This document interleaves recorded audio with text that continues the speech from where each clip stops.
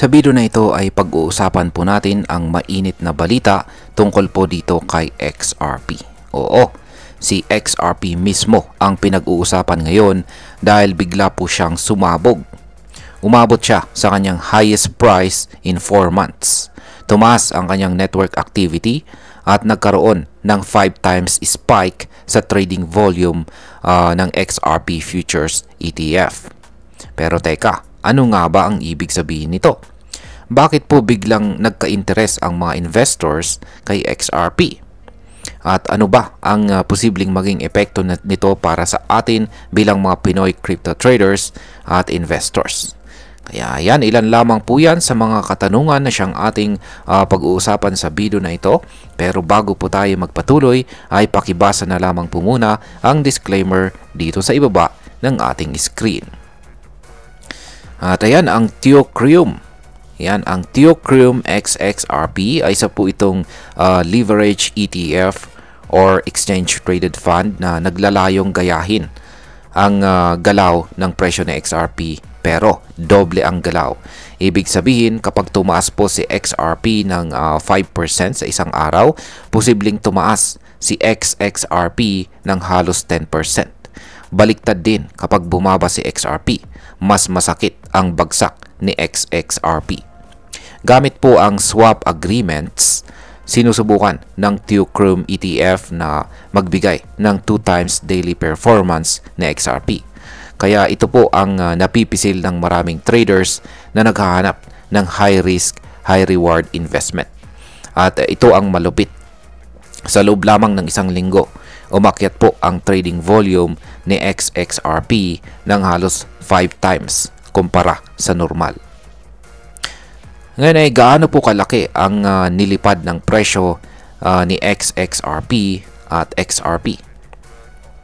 Ayon po kay Ginoong Eric Balcunas, isang kilalang Bloomberg ETF analyst, tumaas po ang activity ng XXRP ng 27% sa loob ng isang araw at 55% naman sa loob ng isang linggo.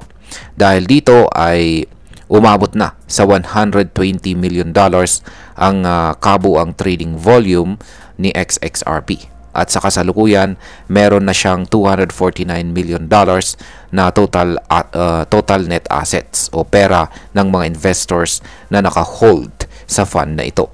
Pero hindi lamang po si XXRP ang umangat. Si XRP mismo ay umakyat din ng 24% sa loob ng isang linggo. Umabot siya ng hanggang $2.97 ang kanyang highest level sa loob ng 4 na buwan. Ngayon ay medyo nagkaroon lang ng kaunting correction. Kaya bumaba po siya sa presyong $2.76. Pero mataas pa rin ito kung ikukumpara sa mga nakaraang buwan. Ngayon ay bakit naman po biglang dumami ang mga bagong XRP wallets? Yan. Kasabay po ng pagtaas ng presyo ng XRP, nakita rin ng blockchain analytics firm na Sentiment na tumaas ang dami ng mga bagong XRP wallets. Ibig sabihin ay marami pong bagong investors ang pumapasok ngayon sa ecosystem ng XRP. Lalo na ang mga retail traders o yung mga gaya nating individual investors. Dagdag pa dyan ay dumami rin ang usapan tungkol kay XRP sa mga social media. Nag-viral po siya at yan ang isang sinyales na mataas ang bullish sentiment o optimism sa market. Ngayon ay magkakaroon ba ng spot XRP ETF ngayong taon? Dahil po sa tagumpay ng XXRP ETF ay lumalakas po ang paniniwala ng marami na maaprubahan ang isang spot XRP ETF sa US. Kung sa futures ETF ay leverage at saka short-term trading ang habol, ang spot ETF naman ay nakabase po sa aktual na presyo ni XRP. Kaya mas simple ito at bagay po sa mga long-term investors. Ayon po sa Poly Market, ang tsansa na maaprubahan ito ngayong taong ito ay nasa 88%. Samantalang ayon po sa projections ng Bloomberg, abot ito ng hanggang 95%. Kaya mataas po yung possibility na magkaroon ng approval ngayong taong ito. Kung mangyari ito, mas dadami pa ang institutional investors na papasok kay XRP at malamang natataas pa ang kanyang presyo sa mga susunod na buwan.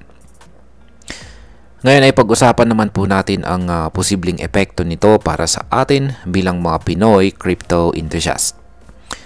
Ayan, ang pagtaas po ng presyo ni XRP at ang matagumpay na performance ng XXRP ETF ay pwedeng maging wake-up call para sa atin bilang mga Pinoy traders. Ibig sabihin nito ay bumabalik na ang kumpiyansa ng market kay XRP. Kung isa ka po sa mga matagal nang humahawak sa kanya, baka ito na ang simula ng matagal nating hinihintay na pag-angat. Para naman po sa mga naghahanap ng bagong investment opportunities, ito ay isang signal na pwedeng umusbong ulit si XRP bilang isang major player sa crypto market. Pero syempre, kailangan pa rin natin na maging maingat dahil leverage po ang ETF na ito, mataas ang panganib at hindi ito para sa lahat. Kung hindi ka po sanay sa volatility, mas mabuting mag-stick ka muna sa spot trading o regular XRP token. At bilang panghuli, ang masasabi ko naman tungkol dito ay para sa akin isa itong magandang development. Hindi lang para kay XRP, kundi para sa buong crypto ecosystem. Ang laki po ng interest mula sa investors ay nagpapatunay na marami pa ring naniniwala sa potensyal ni XRP bilang isang digital asset. Lalo na po kung matuloy ang spot ETF, mas maraming institutions ang papasok at magbibigay ng liquidity at regulasyon sa ecosystem. Ang pagtaas po ng presyo, volume at bagong wallet creation ay mga solid na sinyales ng organic growth. Pero ang pinaka-importanting tandaan po natin dito ay huwag po tayong magpadala sa hype. Gamitin po natin ang impormasyon na ito para mag-research, magplano at magdesisyon ng maayos. At tandaan po natin, ang tamang kaalaman ay ang tamang kaalaman po ang ating magiging puhunan para magtagumpay dito sa mundo ng crypto. At ayan, hanggang dito na lamang po tayo sa video na ito mga ka-crypto. Marami pong salamat sa panonood. Ingat po tayo lagi at God bless po sa ating lahat.